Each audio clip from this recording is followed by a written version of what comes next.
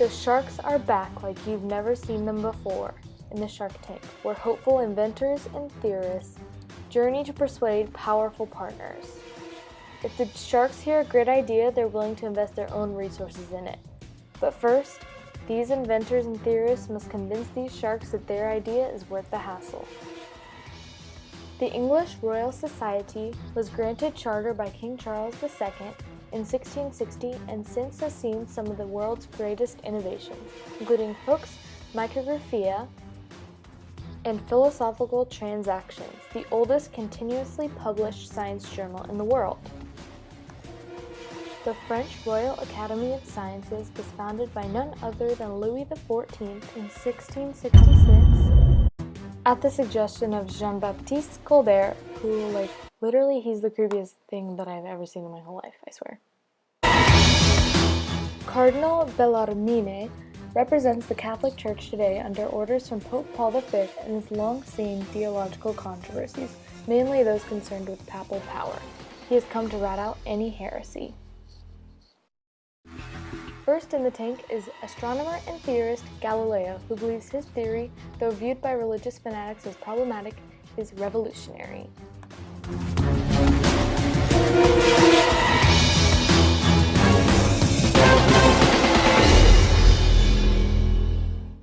Hey Sharks, I'm Galileo, and mine is the heliocentric theory. I come today seeking formal approval of this theory as fact, which would grant me real credibility. My theory, following that of Copernicus, states that the sun, not the earth, is at the center of the universe, and that the earth has an annual motion. I understand it's not an easy thing to disprove, which has been believed for centuries, but I hope my lifetime of observation will prove that this idea obviously is superior. I was wondering when I'd be seeing you again, Galileo, and I think you know exactly what I'm going to say. I hope you'll still give me a chance.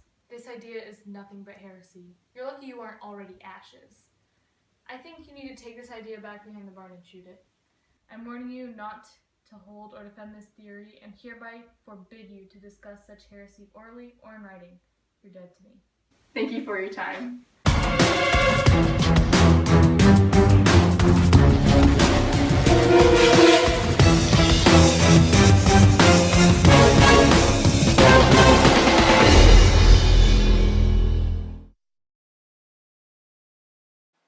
Yep, that's me. I bet you're wondering how I ended up in this situation. Well, actually, there's no purpose to this. I just didn't know you could do this on here, and I think it's like the coolest thing ever. So, yeah, goodbye. Next in the tank is physicist Isaac Newton, who believes his product will drastically change the way people view and solve equations for the universe.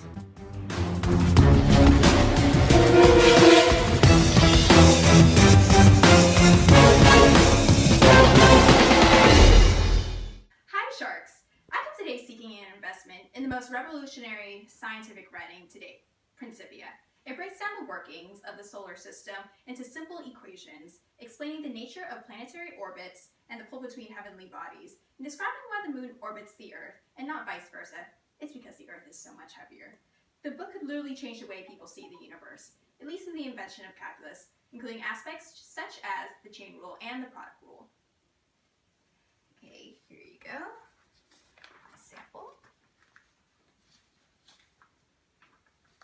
These are copies of my writing. Head now, but if I weren't, this would be heresy, so I'm out. You know, I don't really see the practical application of this, so I'm out. Thank you for your time.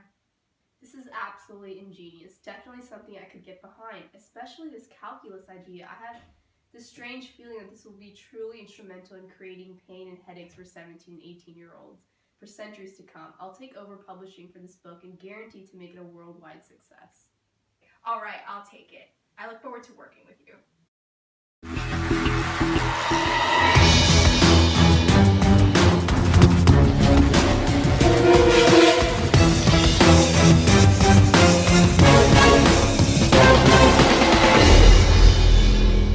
So I really am happy that my invention got a yes from one of the sharks. I think Principia and calculus is really going to revolutionize science and technology. I mean, it's already, the 17th century? I think that the world and today's future can do so much more. Last in the tank today is Thomas Savery, who believes his invention will be the basis of a new economic movement.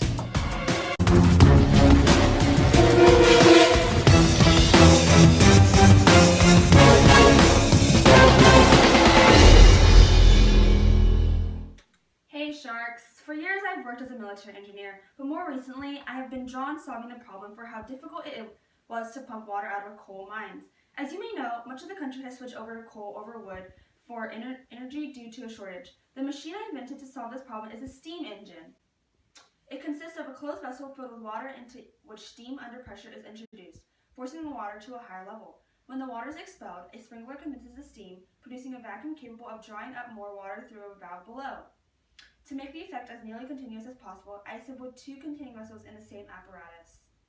As I said earlier, I'm dead, and this really doesn't present any problem to the church, so I'm out. I can see a lot of applications here. I'm listening. Have you actually tried this idea beyond a prototype? So I've had a few customers thanks to an energetic advertising campaign. So far, a few have been manufactured, both for pumping out of mines and to supply water for large buildings. And who's to say someone else doesn't just come along and make the same exact thing? So I have plans to have this patented, but as of now I just don't have the financial backing to pay for that. That's one of the plans I have for this investment. Oh, wonderful. I could definitely see this being profitable, and I'm the guy to go for licensing. I'll give you everything you're asking for. I accept. Thank you so much. I promise this invention's gonna be huge.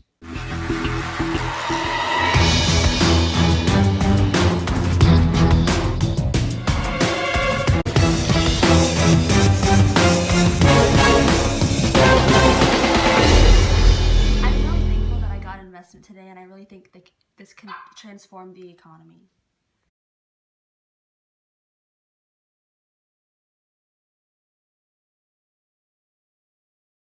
Okay. Yeah.